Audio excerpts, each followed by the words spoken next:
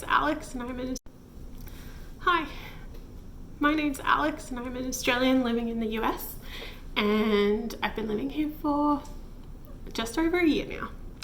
So being in a pandemic seems just as good as time as any to have a go at doing a podcast, which I've been thinking of doing for so long and just haven't.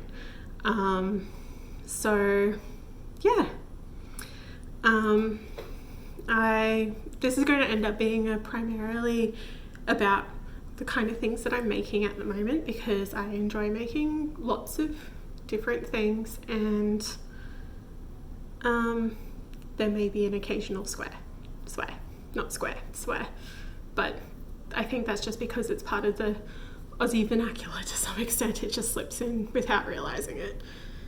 So this one's probably going to be kind of short because I'm feeling a bit nervous and I don't really know what I'm doing. If I can figure out how, I will put a little screenshot in here somewhere of where you can find me. I'm on Ravelry as LexiStar with 2 X's. I'm on Instagram as Lexic112, also with 2 X's. And yeah, those are the main places. Be warned though, my Instagram is mostly just knitting and cat pictures. So part of the reasons I thought I should start doing a podcast is because I like to craft things and I want to share them with people. I'm kind of getting into a bit of experimentation with like different things at the moment, and I thought this would be an excellent way of keeping a little log of the things that I'm looking at and my thoughts about them as I'm making them, and adjustments. And as much as I want to write those things down, I really, really badly procrastinate doing that. So I thought this might actually be better. Also, I thought I'd podcast today because I washed my hair, and that was for some reason a major stumbling block for me.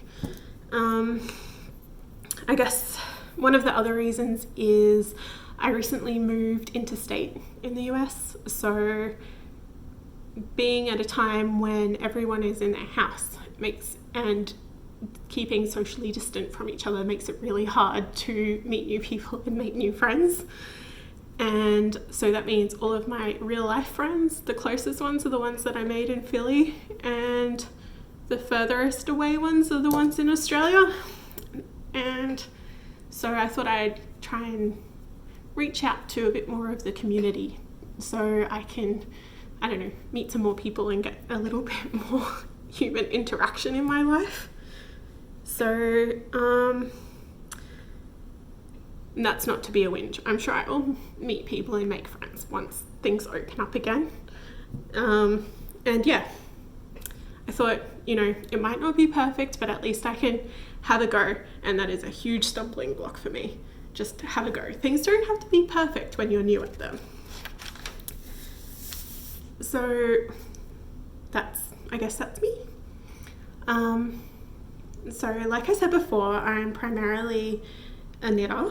I am also really enjoying spinning at the moment. In fact, since being inside all the time, it's been really difficult for me to keep attention on projects. I have like this real intense urge to finish whips, but none of the attention span to actually do it.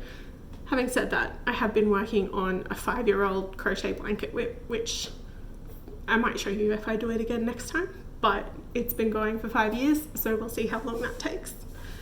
Other than that, I guess I've been working on the Piosa, which I probably said wrong, cardigan by Renee Callahan of East London Knits. Excuse the banging that's on my table. It's done in bits and you can't really see it so much, but it's got like this really cool like ribbing effect. And this is just part 1. She's releasing it as a weekly installment knit along, and it's interestingly constructed. It starts by doing a giant long I-cord, which I kind of cheated on because I used my I-cord maker because there was no way I was going to do like 300 rows of I-cord. but I think it seems to have worked out pretty well. It doesn't seem to have affected the attention too much. And the yarn is like a deep stash, something that I bought off someone else's D-stash, and it's a Peyton's Totem 8-ply. It's discontinued, but it's in this like kind of cool greyish blue colour, and it's been started into another sweater and ripped out, but I actually think this pattern and the yarn seems to be going pretty well together, and it's also covered in my hair like everything else in my house. So the other project that I am working on at the moment is another ripple bralette. Having said that, I'm like halfway through the bra band, the bottom band. It's my second one. The first one I made out of like some sort of thicker weight sock yarn from an indie dyer, and I do like it, but I find like the skin around that area is very sensitive and it's slightly scratchy, and also the times when I feel like lounging around in like a bralette, it's generally warm. So this time I'm making it out of Hiku Kobasi, which is cotton, silk and nylon, I believe. And it's really interesting yarn too, because like it's got like, compared to regular cotton, it's got some like decent stretch to it. So you can see on this bra band, which obviously needs some good stretch to actually go over your head, that's the kind of stretch you're getting, and you don't normally find that in a cotton blend. It's actually pretty nice to work with too. I haven't been finding it splitty, and the colour's cotton candy. It was on sale, and so just as a test I thought I'd try it out and buy some. It's also kind of interesting too, because the ends like to, when you're using it, the ends like to come unravelled and unspun in a big way and go really stringy. So if you're one of those people who like to unknit their yarns as they knit, maybe not for you. So yeah, those are the two main things I'm knitting at the moment. So like I said before, I am very, very keen on spinning at the moment. One of the things that I like the best about living in the US, and when people ask me, it sometimes is a bit of a challenge to think about it, because it is like surprisingly different to living in Australia in a lot of little ways that I hadn't considered before I moved here. But one of the things that I'm like was so excited about and love so much is the amount and variety and just like accessibility of all sorts of different crafty things. And maybe that's got to do with population, maybe it's got to do with having more population in a cooler climate, but I love it. And so I was really, really sad that Piper festivals have been cancelled, including Maryland Sheep and Wool, which I went to for the first time last year and I loved so much. So that's kind of got me into spinning a bit more, because I've been stalking the online virtual fibre festivals. I'm also part of the Shave 'em to Save 'em thing. I got my little passport guy, and that's been a huge encouragement to try things. So with that in mind, some of the things I've been spinning at the moment have kind of encouraged me to try more new different wools. I would call it a breed study, but I kind of think it's a bit half-hearted to be called that, because at the moment I'm not up to the level of note-taking that I'd want to do, I think, if I was doing it properly, or sampling for that matter.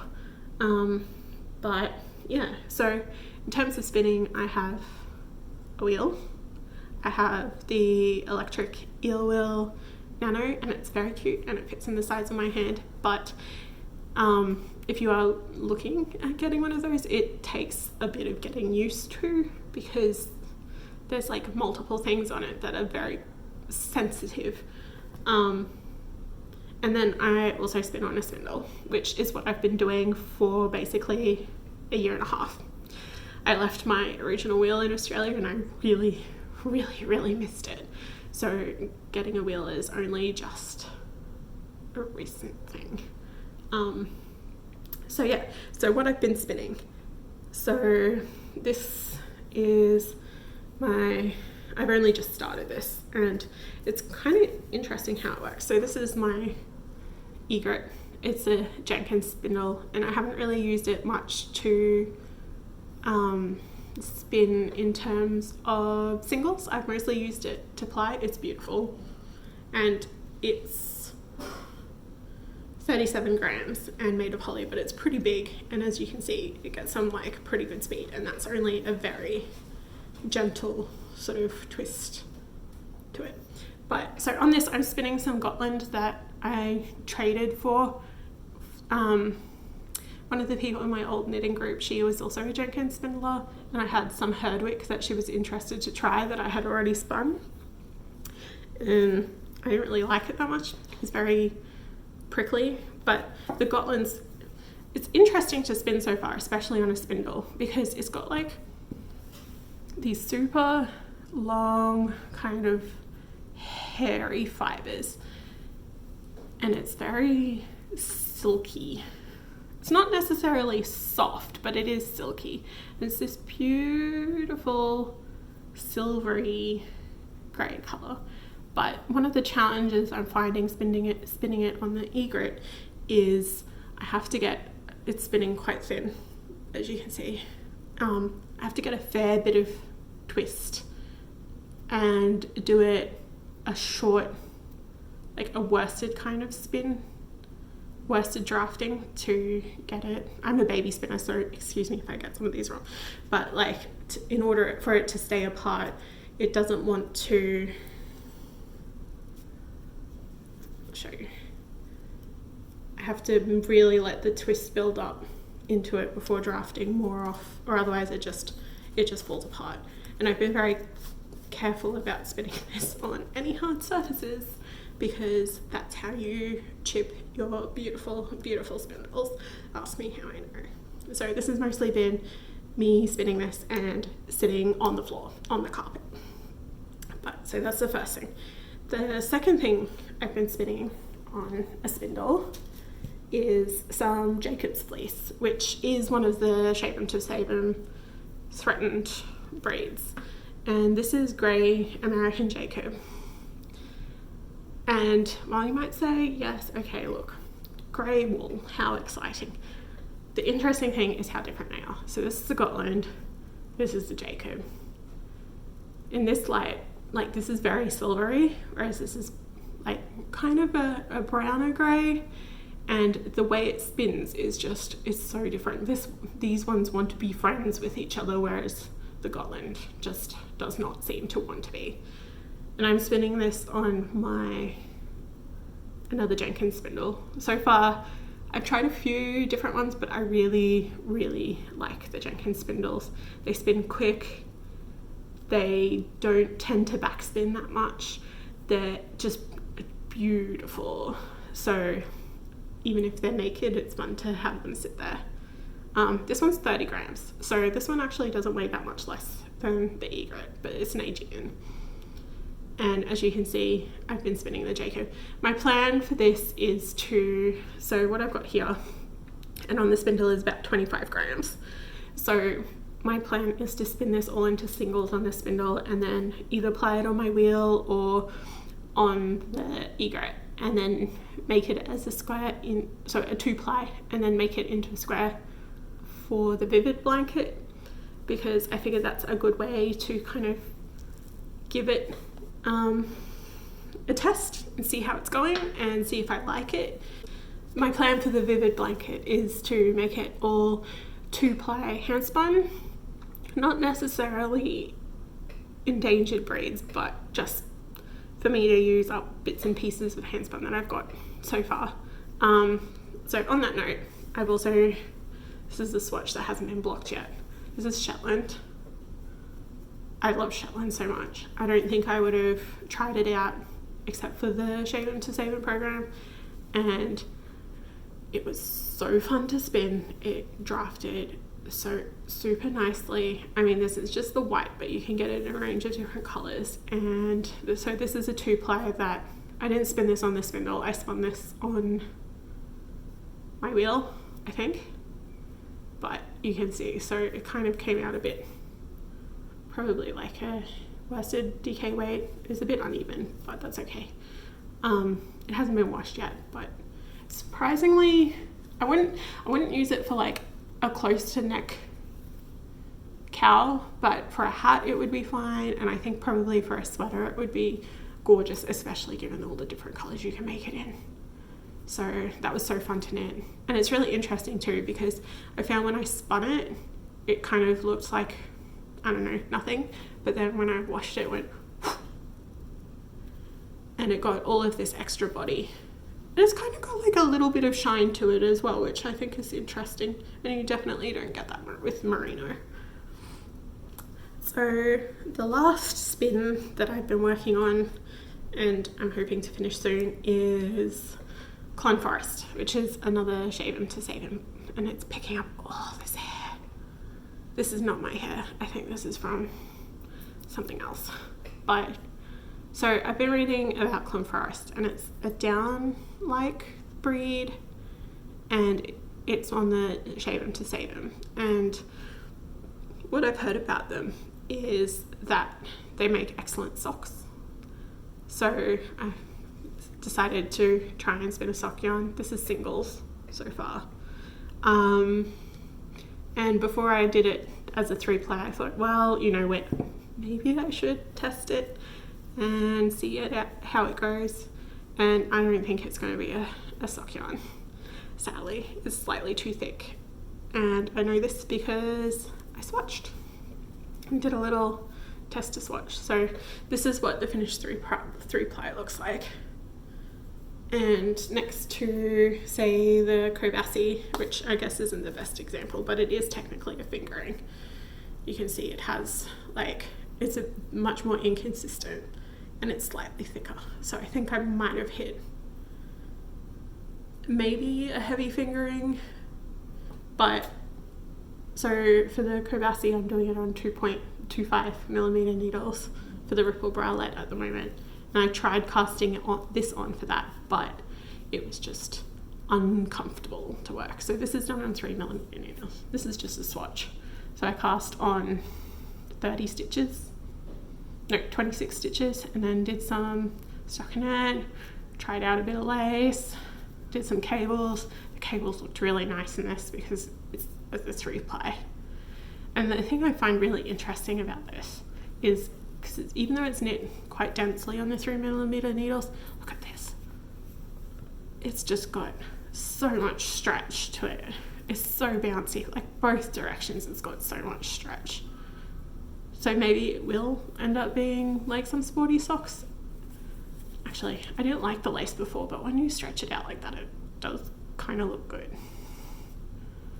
So maybe it will be some sport weight socks rather than regular socks. I'm not sure. It's really interesting too, because compared to the Shetland, right, it's just kind of soft and, well, softish. Some people probably call it rustic, but I think it's fairly soft. And it's kind of shiny. This has got like a super crisp feel. It's almost crunchy, I guess. And the other thing that I was really happy about testing this out on was when I started plying it together, I was super concerned that I was adding way too much ply twist to it, because it would just go bling and get little pigtails on the wheel. But having said that, I can tell in the swatch that what I thought was overplied was actually fine, and I should continue doing that because I adjusted the take up and put it on a bigger whirl for the last bit of the swatch, and it seems to be kind of loose, like not obviously loose. So that's the bit that I think is a bit on the loose side, and then that's the bit that I think is slightly, that I thought was slightly overplied, but I think it's actually pretty good now. So that's fun. I've got I've been spinning that on my Nano because it likes to spin fine. And yeah, so I've got a bunch of bobbins of that. I've still got a little bit of the combed, no, carded, it's a roving, left that, depending how it goes, I might make it into more 2-ply for my vivid blanket. Yeah, but other than that, I have been just sort of pottering around the house, dabbling, watering the plants. You can see the African violets at the moment are flowering and they're just absolutely gorgeous. So beautiful, which makes me really happy. That's not my work, that's my husband's work. He's the gardener. I just like to pull out root vegetables because they're always a surprise and look at the flowers. But yeah, so one of the things that I've been doing lately, I've made a bit of ricotta and I've made some yogurt, and I've discovered that I don't like Walmart milk very much for making ricotta. It really does not want to separate into into the curds, and it takes more citric acid and more heat and more time to actually get it to separate properly. It's okay for yogurt, but so far, out of all of the different just easily available milks that I've tried, I like the one from Trader Joe's the best. It has had the best results in terms of a split. So yeah, that's pretty good. And so because I've been making yogurt, I actually drained it and made it into Greek yogurt, so it's thick, sour and delicious, and I have all this extra whey, so I will probably make bread today, like everyone else. Make bread. But whey bread in particular, it started off as an experiment, but I really like it because it kind of gives you like the soft, really tender white inside and still like a nice chewy crust. So yeah, it's just different. I like sourdough. I like pretty much all bread. I like food. Which brings me to my final thing, is one thing I am looking forward to, which is one of the simplest things, is Saturday and going to the farmer's market and getting a real cup of coffee, as in an espresso made by a barista, which last week's one was quite good. So probably go back there and get another hopefully quite good coffee. Not sad American coffee, and no, Starbucks does not count. Sorry, neither does Dunkin'. Both are lies. Okay, that's it for all. Hopefully leave some comments and let me know what you think about it. Stuff I can improve on.